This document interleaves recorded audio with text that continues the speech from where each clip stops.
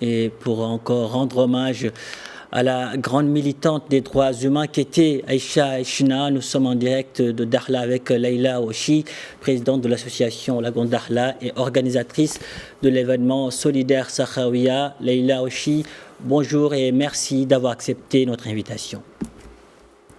Bonjour et je vous remercie de me permettre de rendre hommage justement à cette grande dame que j'appelais moi-même Mama China et qui était Madame China, qui a consacré toute sa vie à la défense des droits de la femme et qui a continué durant ces 2 dernières années malgré son état de santé, malgré sa souffrance, mais elle continue à vouloir être présente dans tout ce qui peut être porte-parole qui concerne la femme et notamment la mère célibataire, parce qu'elle avait pris dans sa vie sous sa coupe toute la cause des mères célibataires. Ce qu'il faut savoir, c'est que Madame China va nous manquer. C'est vraiment, je suis très émue parce que j'ai vu les images que vous avez passées et en plus je me trouve à Dakhla aujourd'hui où je tiens à lui rendre hommage de Dakhla parce qu'elle a toujours été, elle a été notre première marraine du raid féminin solidaire Sahraouia. Elle n'était pas juste marraine pour être marraine de cœur ou marraine, elle était marraine tout en étant présente parce qu'elle est venue tous les ans pendant 6 ans jusqu'à l'arrivée du Covid. Elle venait, elle participait, elle discutait avec toutes les femmes, c'est des femmes du monde qui participent à ce raid. Elle faisait passer ses messages, elle essayait de faire passer toute la responsabilité justement que nous avons vis-à-vis de ces femmes qui se retrouvent des fois dans des situations où elles ne peuvent pas subvenir à leurs besoins. Madame Aïcha China, oui. D'accord, Oui. Leïla Oshi, vous l'avez dit, vous êtes ému, vous l'avez dit, parce que vous avez bien connu cette militante de la première heure au Maroc. Dites-nous comment vous l'avez rencontrée. Alors, moi, c'est simple. Madame China, je l'ai rencontrée, je pense qu'il y a plus de 20 ans. D'abord, quand j'habitais à Casablanca et que j'étais moi-même, en fait, dans des milieux associatifs. Mais au-delà de ça, c'était l'amie d'une grande dame aussi qui est Madame Glimi. Elles étaient amies d'enfance, elles étaient ensemble à l'école et donc voilà, on était un peu dans un milieu familial où on partageait des choses. Et puis voilà, c'est une seconde maman pour moi parce qu'elle m'a accompagnée dans des moments très difficiles de ma vie. Elle m'a donné des conseils extraordinaires. Sa fille est une grande amie, c'est ma deuxième famille. Et jusqu'à la dernière minute, je l'ai eu au téléphone il y a 1 mois de ça, où je lui ai proposé d'aller la voir, etc. Mais elle refusait. Enfin, elle était toujours non, non, je vais aller mieux, on va se voir. Et cette année, j'ai pas pu venir cette année à la Sahraouia, mais l'année prochaine, je viens parce que pour elle, c'était un moment où elle venait se baigner au niveau de toutes ces femmes et essayer de sensibiliser là où elle se trouvait. Elle était en train de sensibiliser. Mais au-delà de ça, c'est une femme de cœur, d'une grande générosité, qui est dans le partage, qui a toujours été présente pour tout le monde et qui a vraiment sacrifié toute sa vie à ses causes. Elle va vraiment nous manquer, mais surtout, elle a réussi à faire de beaucoup d'enfants des enfants heureux, parce que c'est des enfants qui ont pu retrouver une identité grâce à elle. Oui, Et c'était. ça, on ne le remerciera jamais assez. Ouais, Ouais. elle était l'ange gardien des enfants. Et Chechna, c'était aussi une mère courage, icône du combat pour les droits des femmes et des enfants. Elle était présidente également, fondatrice de l'association Solidarité féminine pendant pas moins de 50 ans, un demi-siècle.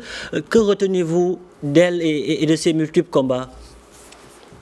D'abord, ce qu'on retient d'elle, c'est qu'il va falloir qu'on perpétue tout ce qu'elle fait. Moi-même, elle m'a été d'une grande influence. Du coup, grâce à elle, on a monté un centre à Salé pour la même problématique. Et je sais qu'il y a d'autres femmes et d'autres personnes qui essaient de partager aussi et de perpétuer un peu tout ce qu'elle a fait au niveau des droits de la femme, de ce qu'elle va. Mais je veux dire, mais à elle seule, c'est un monument.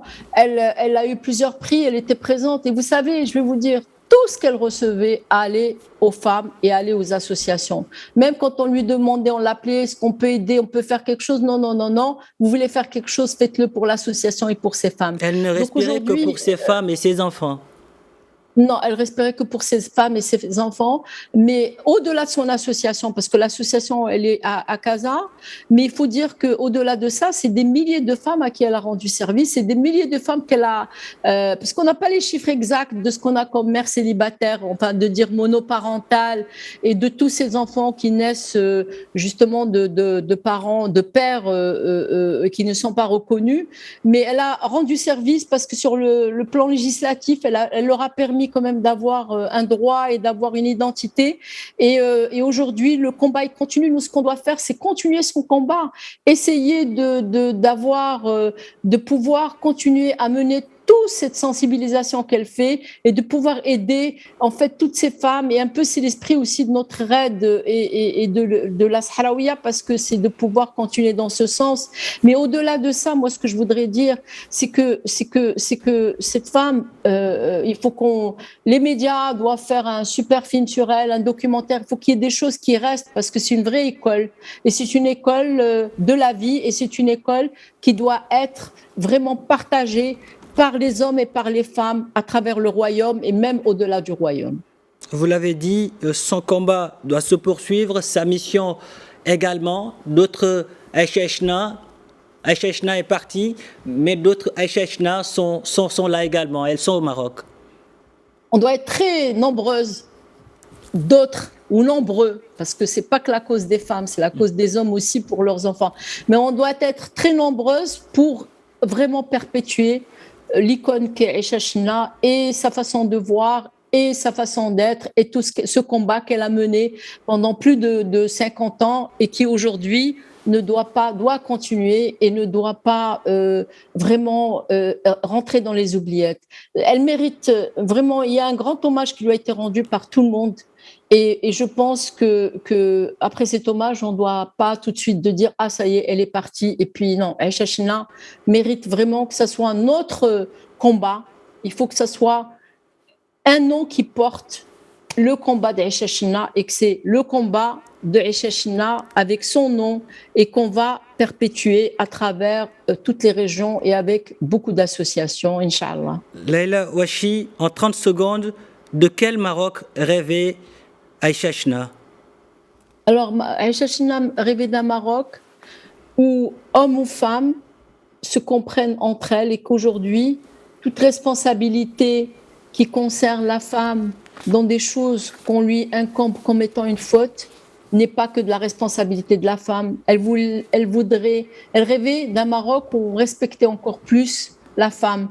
Elle rêvait d'un Maroc où les enfants, surtout son combat, c'était les enfants, que ces enfants puissent avoir une égalité de chance, un avenir, qu'ils puissent, voilà. Et aujourd'hui, il faut qu'on donne la chance à ces enfants qui étaient vraiment la vie de Aïcha Chna. Merci Leïla Ouachi, merci pour toutes ces précisions. Merci, c'est moi. Merci. Merci d'avoir répondu à nos questions.